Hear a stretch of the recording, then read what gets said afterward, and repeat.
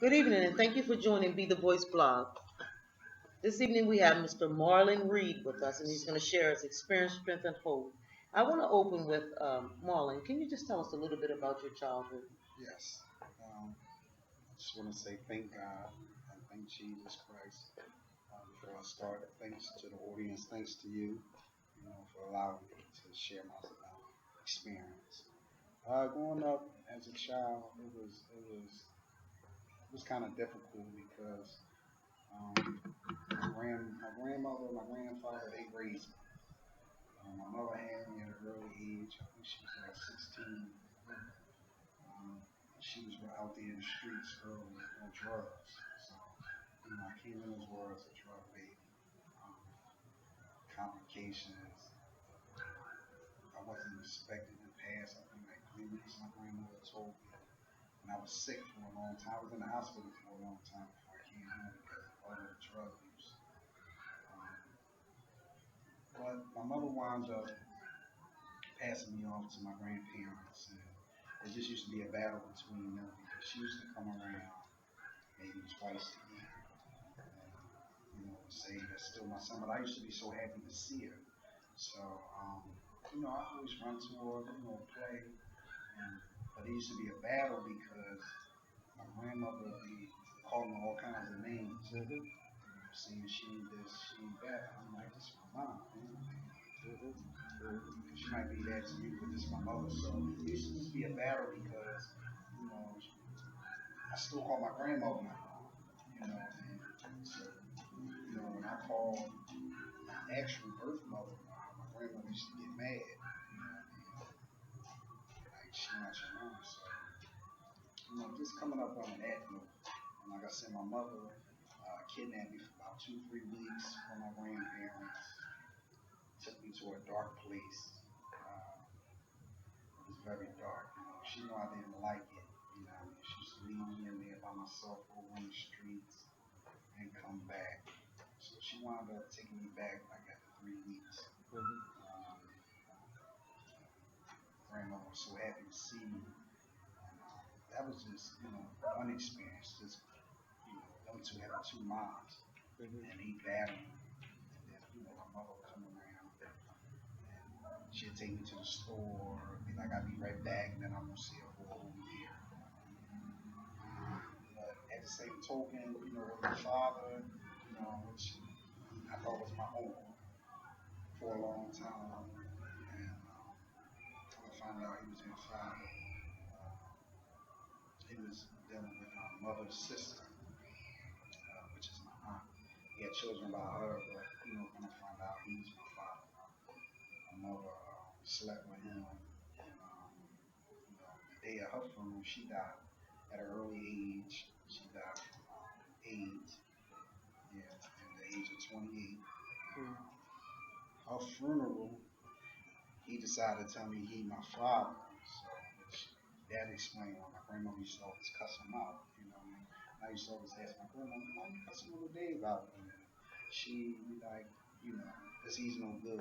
She would never tell me that was my father. You know what I'm saying? But she would just be like, he's no good. I'm like, what he no good for my aunt? You know what I mean? Or, like, because I'm not understanding why you're saying he's no good. But that's what she would always come at him about. So the day of the funeral, and then we get back, we celebrating her life. He wanted to take a ride, and he decided to tell me he's my father. So once he did that, I just looked at him crazy. I couldn't accept it. I'm like, man, he's my uncle. You know what I'm saying? You're not my father. Why would you wait till my mother, pass away to tell me this? I'm 11 years old. I'm already dealing with her being gone. Already dealing with my grandmother. You know, her strictness, and then here it is, you come telling me, you my father now, my cousins is my brothers, you know what I mean? My sister is my sister, cousin and sister. So it devastated me, man. It really changed me where I thought I ain't had nowhere to go but to the streets. At an early age, 11 years old, I turned to the streets. Prior to that, I was a kid that stayed on the steps, played hide I go see things of that nature. Now I'm scrolling off around the corner, hanging with guys that's older, maybe 15 or 16, trying to do the things they do. It just devastated. It really did. Was that acceptance that you were looking for from the older gentleman and seeking out something to maybe fulfill that mistrust that you may have gotten from the past? I think it was. I think it was. It was more so like I just didn't feel comfortable in my home. You know what I mean? As far as the way everything that was going on, with, that to me it was like a Jerry Springer situation. Mm-hmm. You know, and these my cousins and my brothers and my mom sleep with my aunt. But one thing, my aunt never took it out on me. Mm-hmm. What her sister did. Mm-hmm. She we all seen my mother on her deathbed before she passed away, and she vowed until my mother she'd raise me. And that's what she did. She never took it out on me. She never even though they broke up, you know, and my father and her broke up, but that she never came at me or lashed out me or ever hollered at me And or made it seem anything. like it was Yeah, your fault. yeah, Mm-hmm. she never. If anything, she treated me more better than her children. You know what I mean? Because when The they used empathy. to get whippings for everything that when I'm spending the night over there, she never touched me. Okay. She'd beat them, but she would never touch me. Mm-hmm. So and just running outside to the older guys, man, I think I was looking for more trust in them. And yeah, I can get in my own family because the situation, like I just couldn't. And then prior to that, my father brother, um, he tried to cover up for him and say he was my father. Mm-hmm. When my mother was on the deathbed, because I guess everybody figured it was going to come out. Eventually. Everybody knew but me, and he tried to tell me like a week before that. So when he told me that, and then I told him, he said like, no, this.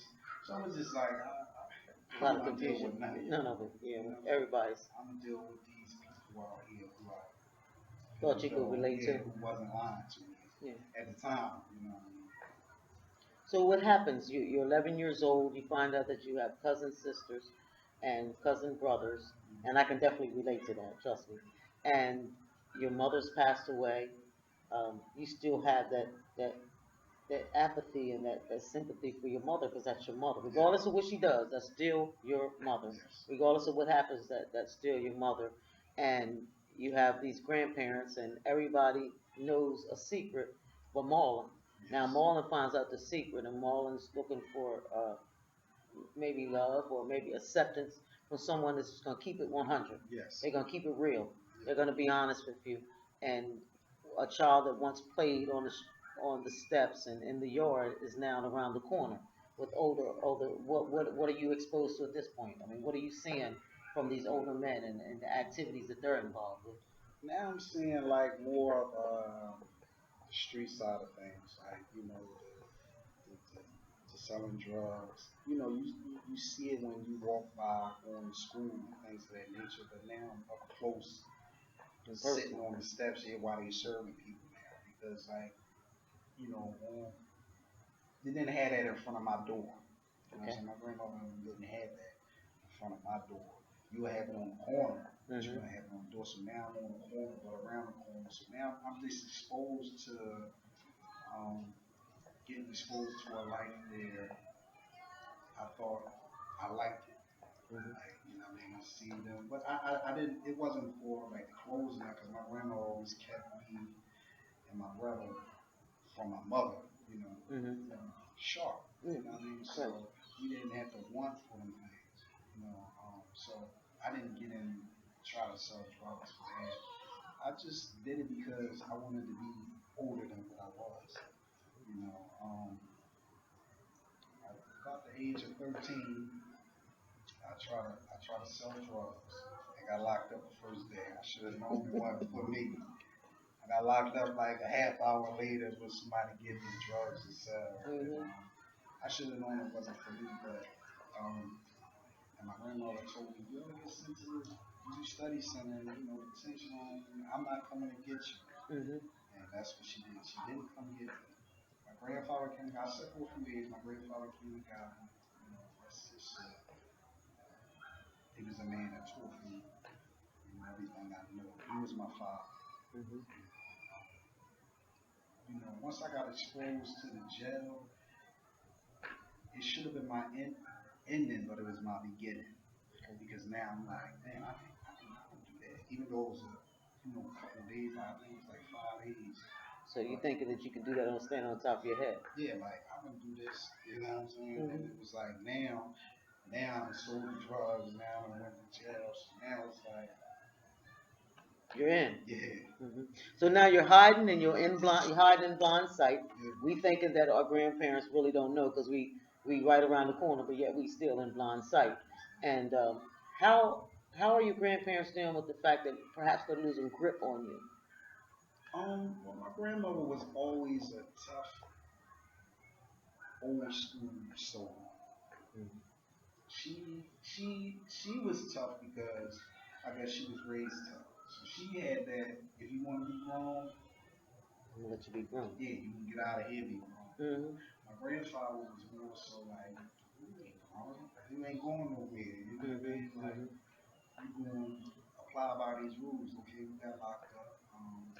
But that's it. You know what I mean? So it was a battle between them two too because my grandmother was more so like, you want to be out there, go out there. And my grandfather was like, no. So that made me stay out there more because I didn't want them to argue over me. You know what I'm Hmm. saying? Focus on my little brother because I always thought I was grown, you know, that I could handle myself. Because I could go to my aunt's house, you know what I Okay. mean? I can stay there if it really came down to it like that. But I just try to stay away from the house as much as I can so they won't argue so much because I'm going to do what I'm going to do. Now, my grandmother wasn't doing nothing for me. Like, you want to be grown, you want to Hmm. do this. Hmm. She So wasn't now I bailing you. have to sell drugs to try. Then I started rebelling in schools. I got kicked out of every school. Every school I got sent to, I started getting kicked out. You ever had that mindset? Did you ever have the mindset, or if you can think back, my auntie. My auntie's probably the only one that can relate to me because my auntie knew the pain that she may have endured when she found out that her sister had slept with her man. My auntie is the one that don't treat me bad, even though she knows that I'm not, her son, and that was my man's child. Mm-hmm. Do you ever get to the point where is that why you kind of felt like I could go to my aunt? It didn't matter what grandma and Um, grandpa said at that point because they didn't keep it real with me. They didn't tell me the truth. it, Um, it wasn't more that I don't know. My aunt, it was just more open with my aunt. You know what I mean? Like we never talked about it, but it was like I went around it because she gave her children more freedom then. It was like they have. strict rules at my grandma's house. I Mm-hmm. don't care how old you was, the lights had to be off at 8 o'clock, TV had to Mm-hmm. be off at 8 o'clock, doors had to be locked, you had to be upstairs. But at my aunt's house, it was like it wasn't that way. Like Mm-hmm. you would stay up. She Mm-hmm. raised her children and she raised them good, but it was more open. Like No, you know no, what I'm saying? not strict I restriction. could be outside at 8 o'clock. You know what I mean? You know So that. and that's why I would love to go around there because it was more freedom. Just skip up a little bit. You're older now. Mm-hmm. If you can look back and say that old fashioned, would you have stuck to what your grandparents were saying? And because I know for myself, I Yeah, can't wait till I get yeah, grown. yeah, You know what I mean? yeah, With the long dresses yeah, and having can't yeah. do this and can't go there, and I'm living all the way in the sticks in the country, and now I couldn't wait to get to the city. So that's kind of what took me out. But even though this interview is not the focus is not on myself, but I just want to you're in high school Mm-hmm. and you're rebelling. Were you ever able to graduate high school? No, no, because I was getting kicked out of every school I was getting sent to because fights and just not going to school. So it wound up getting kicked out of all the schools until I wound up having to get locked up to a juvenile school. I think something in Glen Mills. Okay. And I went there and rebelled too. I was just there. You know what I mean? I should have took advantage of it because they got so much education And there programs. and programs. And I just went there just to do my time. You know what I mean? And get it over. Molly, can I ask you, what, you know, I don't want to put words in your mouth, but was there anger there? Were you angry? Truly, it was anger because it was just the whole situation of like I said, my mother passing away. And I thought she didn't love me because she was never around, but she had my little brother with her. More. You know what I mean? More than me. He lived with her. You know what I mean? And lived with the people she lived with. So that was always like, then she only come twice a year. So I had so much anger with no questions or asking her before she passed away. I wanted some questions. I wanted some answers. I Amen. had some questions, boy. I wanted some answers, and it's like, but I understood once cause I don't live on the same house. A lot of people saw me like, who's your mother? You know what I mean? Your brother looked like your mother, but you act like her. She, she was just a female. You know what I mean? You the male version of her. So I wound up living that same life, and I understand that. Today. I understand today Today. her decisions and what she went through, and the street life, because I lived the same life. Even got high with the same people that She was her got. friend. You know what I mean? Yeah, right, right, You right, know what I right. mean? Getting high with. So Did you ever have a connection there? And I don't want to. I don't want to say that as if that's the best thing that could ever happen. But sometimes life is better understood played backwards. In the midst of you conversing with the people that you may have been getting high with, did they ever tell you any stories about your mom that gave you kind of some closure or some understanding of who she may have been? couple people gave me stories of her, but when I hear stories, I used to always like, oh wow, man, I wish I could have been there to see that or been there with her. You know what I mean? To do that with her, but um, I really didn't get no closure until I got out that lifestyle and opened my heart up to the situations that I went through. You know what I mean? Because I always had a closed heart to all the situations. My father, we can talk today. Man to man. Yeah, if he called me or I don't go see him or things of that nature, but he do talk, call me. If he called me, I answer him and talk. You know, I understand what he had to go through and why he had to hide it because of the situation he was in. What's going on? Yeah, so just once I got older and experienced my own living, Hmm. I understand what my parents were. How many children? Did you have children? Yes, How many children do you have? three. Three children, and you're married. Yes. So, as it's apparent that something happened and changed in your life where that lifestyle was no more meaningful to you. More or less, you want to change because I understand that you have a book coming out, Yes. and what's the title of that book? The Diary of a Changed Man. And you're talking about your Myself, and myself, my experience with life, and the things I've been through, the things that I did, and how I came up out of that situation, and how I'm living today, and how it can, give some people some blueprint on what they can, what they don't have to do. amen. I'm not gonna say, this will happen to you, but 99 chance it can. 99% of a chance it can happen to you. Because most people that go down this road, this way it leads to jail, That's death, it. Or institutions.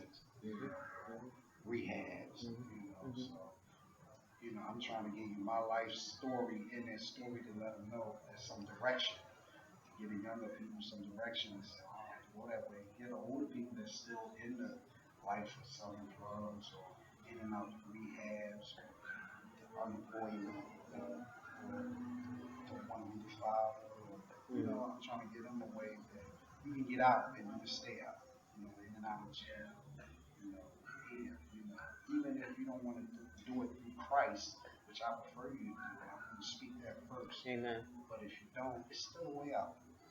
It's still a way out. I didn't find Christ in 2012, so I So was talk a little bit already about out. that, your relationship with God and your relationship with Um, Jesus Christ. You choose to call Jesus Christ is your personal Lord and Savior. My Lord and Savior, yes.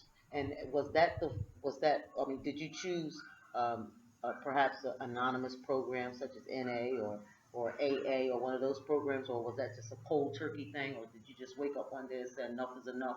I mean, what was the turning point that said Marlon is trying to get Marlon? It's time to change. Well, I me mean, and my wife, we ran the streets together. You know what I mean? We got high together. We grew up together. So, we got a long time together. So, um, right before like a couple days, I prayed to God. I always believed in God.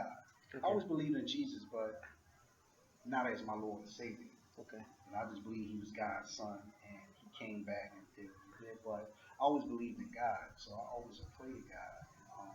God always answered my prayers for some reason. he He had never his hand served on him. yeah, Yeah, he had awesome his hand on God. him. So I asked him.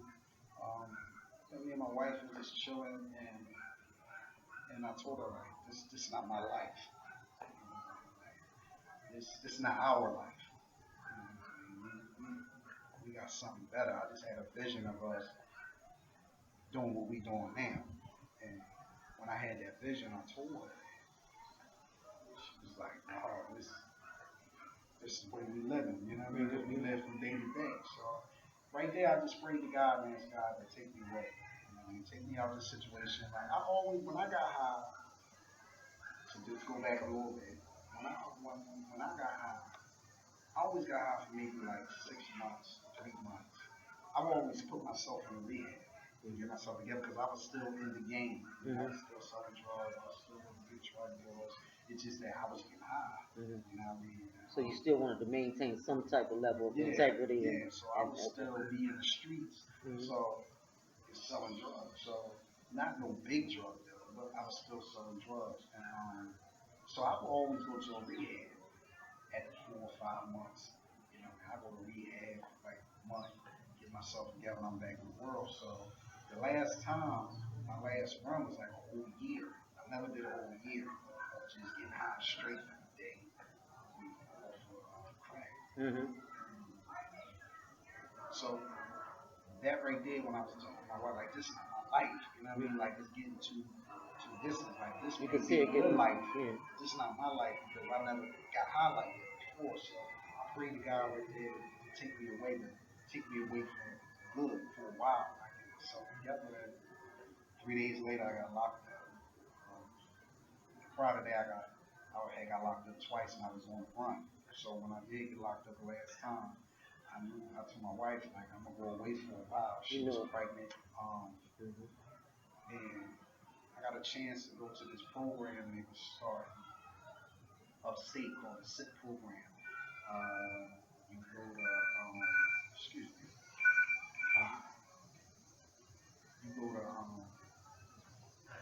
you go to Chester, and it's like a drug rehab.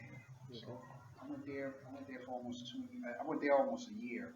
I stayed in Camp Hill for a year, and I stayed there Mhm. for a year. Mhm. And through the grace of God, I added them programs to my life. You And applied the yeah, information that I you got. applied the information to my life and took all the programs that I had to take. And I got out. When I got out, I knew this is what I didn't want no more. I didn't want the drugs. I didn't want to sell the drugs. I didn't want to use the drugs. And that's what I did.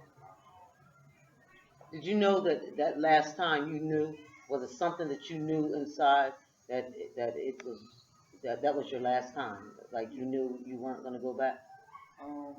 I knew because at that time, like when I prayed to God, I was like 29, Mhm. 28, and I didn't have nothing to show. I didn't, when I got locked up, I just, at that, it was just that, it was, I don't know, like the experience was like more so, it didn't excite me no more, Mhm. and I just, I just wanted out. I just wanted out. And the only way I figured to get out was to pray to God. And that's what I did. I prayed, and like I said, 3 days later I got locked up. I did the programs, and when I got out, a lot of people didn't have faith in, me even staying clean or staying away from the drugs. life, period. Mhm. You know what I mean? But I knew that God knew because I submitted to Him in that cop car. You know what I mean? When I got locked up and got put in the cop car, I told my wife, I'll see you in maybe 2, 3 years. I knew I was going away for a while. Mhm. I knew it was God calling. And I got in that cop car and I started praying.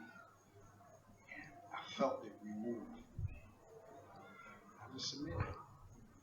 We definitely know that there's definitely power in prayer, and God does answer our prayers.